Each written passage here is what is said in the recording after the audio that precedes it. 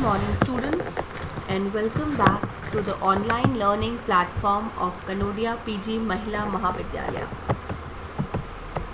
Our topic for today is communication. Communication means the process of passing information and understanding from one person to another. This is a definition given by Keith Davis. Keith Davis has defined communication as the process of passing information and also understanding from one person to another. Communication can also be defined as a process of exchange of information, ideas, opinions, which bring about integration of interests, aims and efforts among the members of a group organized for achievement of predetermined goals. In layman language, if we understand the meaning of communication, it would mean that one person is trying to transfer an information to another person in such a manner that it is reaching the receiver in the way that the sender is trying to send it.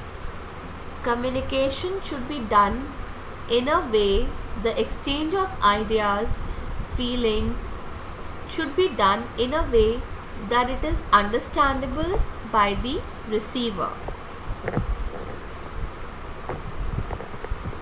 If we see the process of communication here, this thought that you can see is the message that the sender is trying to send. Okay, now before we proceed to process, let me tell you about the parties that will be involved in the process of communication. There will be a sender. Sender is the person who is sending the information or sending the message. And there will be a receiver. Receiver is the person to whom the message is being sent. There will be a medium of communication. Medium of communication can be through telephones. Medium means how are you sending the message. It may be through telephone, it may be through emails, it may be through fax. Any mode of communication followed to send the message will be known as the medium of communication.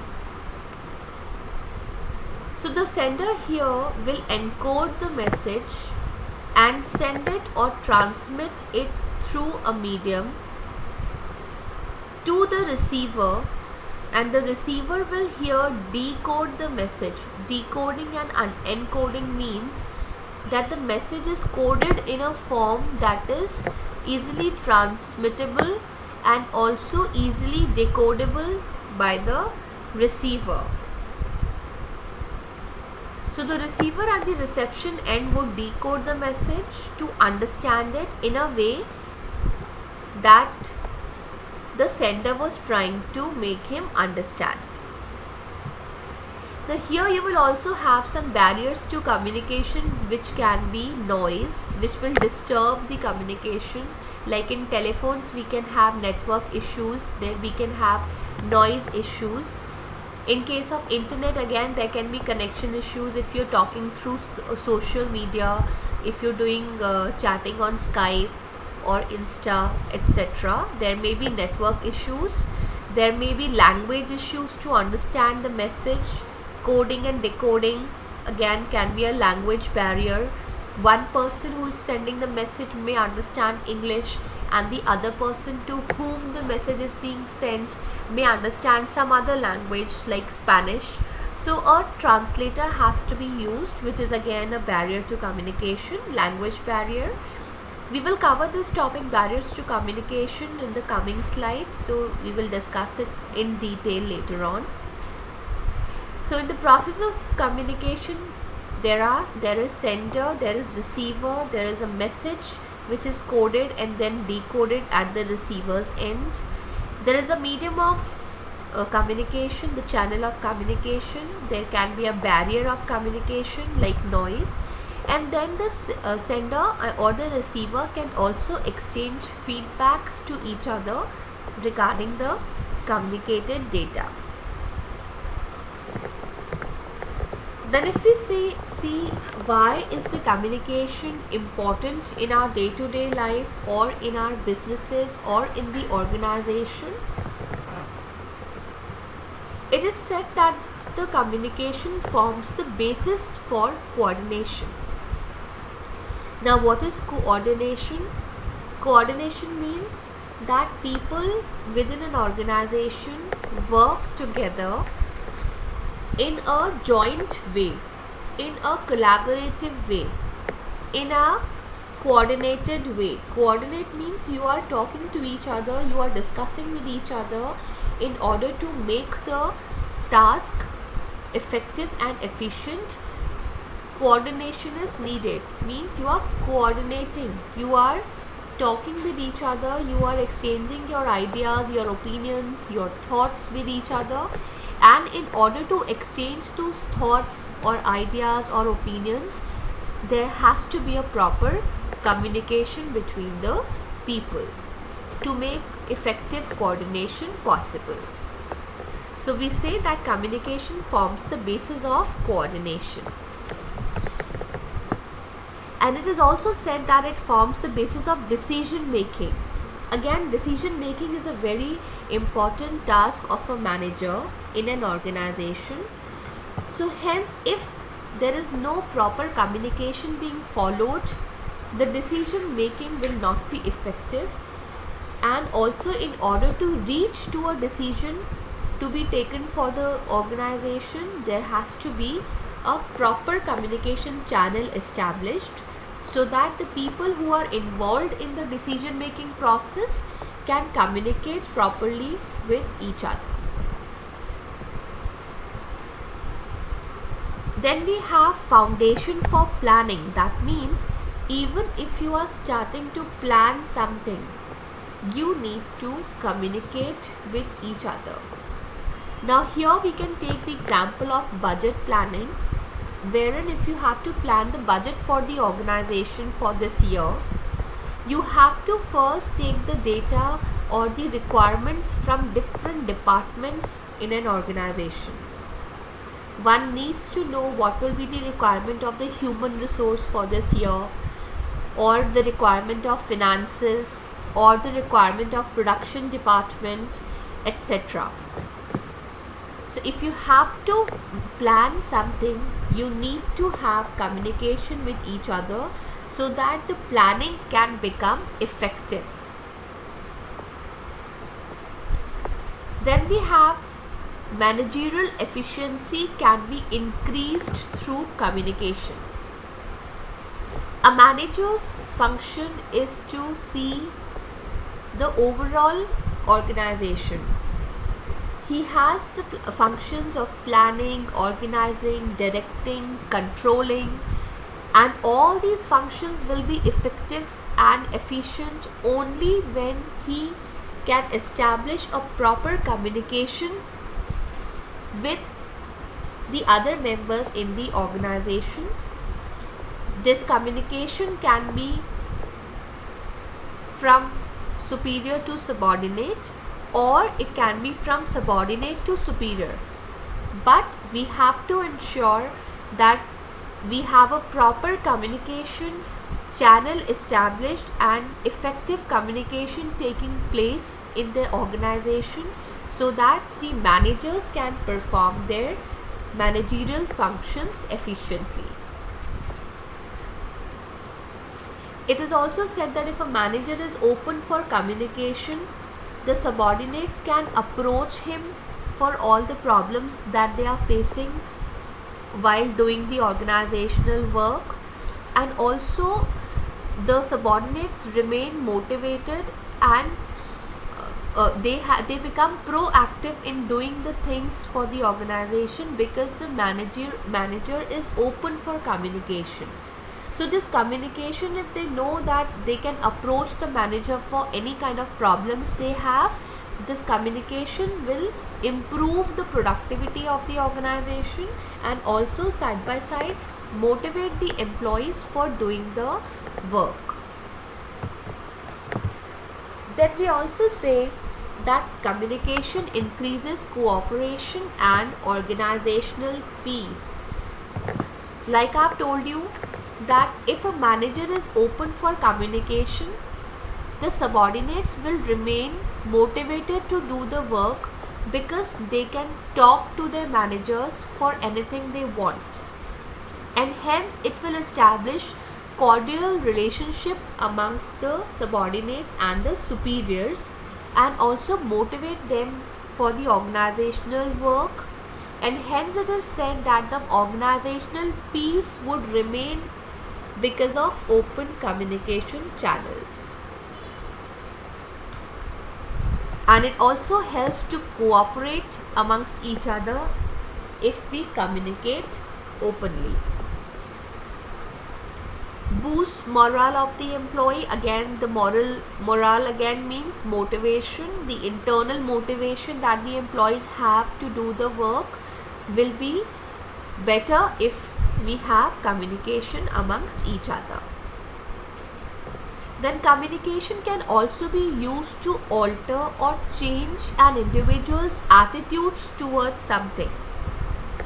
For example, if an employee is reluctant to any kind of changes in his job profile or to accept any kind of changes that are going to happen in the organization, it may be regarding the technical things like the technical machines that they are using so far, it may be the software, it may be the change in the profile itself, it may be some extra work that is going to be added in the individual's responsibilities.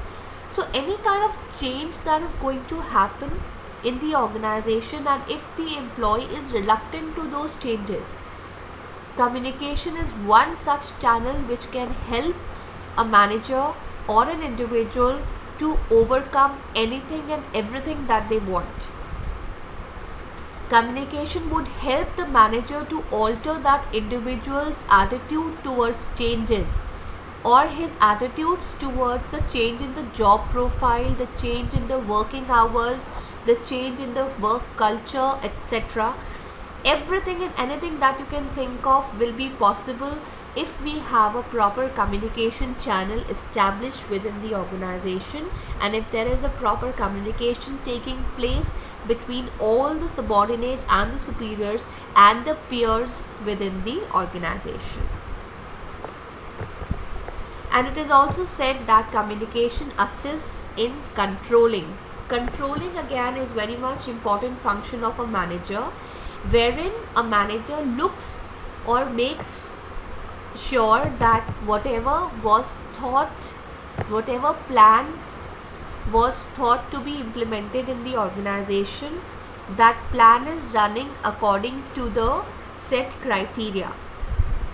But if there is any differences in the set standards or the set criteria, it can be controlled by probing the employees about what all problems are they facing in implementing the work or implementing the plans, and hence once they communicate, they will be able to implement the controlling measures so that the set standards are met according to the plans. So controlling will be possible only when the people communicate with each other, people tell each other what all problems are they facing, and then they can cooperatively or collaboratively work together to come out of those problems or to find solutions for those problems. Then we have what are the various types of communication. Types of communication means how can the communication take place within an organization. So communication can be downward.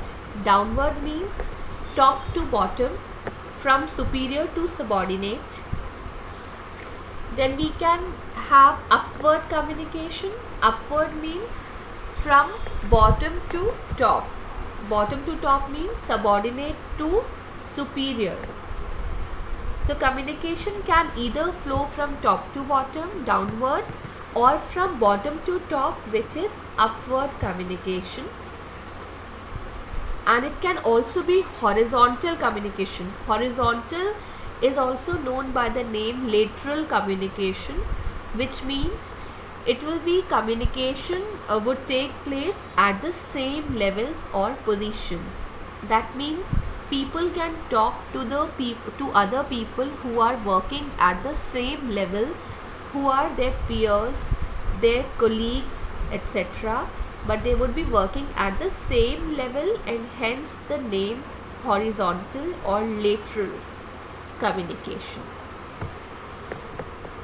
Then in some of the books or in some other sources of material, you will also find another type of communication, which is diagonal communication.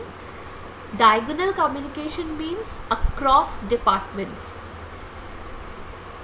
That diagonal communication would take place between people who are neither in the same department nor on the same level of organization structure. For example, the cost accountant who is conducting a distribution of cost analysis may ask the sales representative to report him directly. And when the sales representative will report him means cost accountant directly, it will be known as a diagonal communication, because the sales representative and the cost accountant are both working in different departments and also at different levels, and hence it is known as diagonal communication.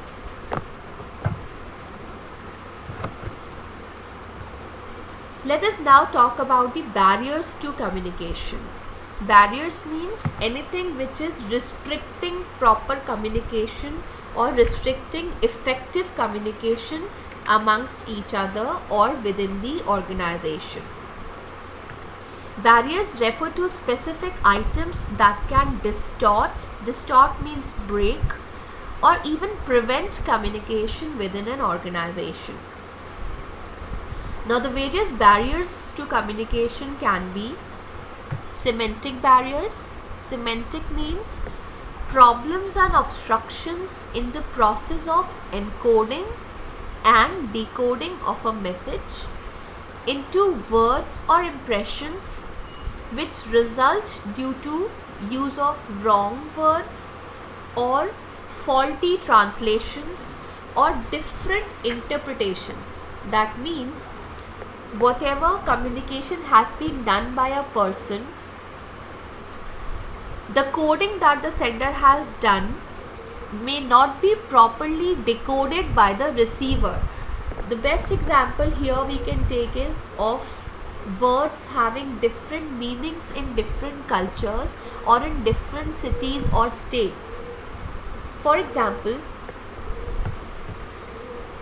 a same word can have different meanings for different people, and hence the sender may send it by a different meaning, but the receiver would decode it according to him. He would take the meaning of the word according to his understanding, and that is where the clashes come. That is where there will be faulty translations or different interpretation of the words. Like we can say the meaning of color white is different in India and it is different in US or other foreign countries. Then we have another barrier to communication, which is psychological barriers. Psychological barriers means the state of mind or the psychology of both the sender and receiver of communication will be reflected in the communication process. That means the sender and receiver would interpret, the sender would send the message according to his psychology and the receiver would interpret the message according to his psychology. So that psychological differences between the sender and receiver might become a barrier to communication. Then we have organizational barriers. Organizational barriers can be like organizational structure, which is restricting you to report or talk to some other person in different department, or maybe the manager is not that much open to communication and an employee cannot approach him for just any kind of issues he have. That line of control may be existing within the organization, and hence that limitation of the organizational structure would become a barrier to communication between the employee and the manager. Then there may be rules and regulations followed within the organization which may restrict communication between employees. Then the authority relationships again can be another factor restricting the communications. All of these are the organizational barriers that come between the proper communication. Then there may be some personal barriers, like there may be people who would not like to approach people to communicate, who are themselves not that much open to communicate with others. That becomes a personal barrier. He may not feel or he may not be of that nature who can easily approach everybody to talk. So here comes the personal barrier which may come across proper communication to take place.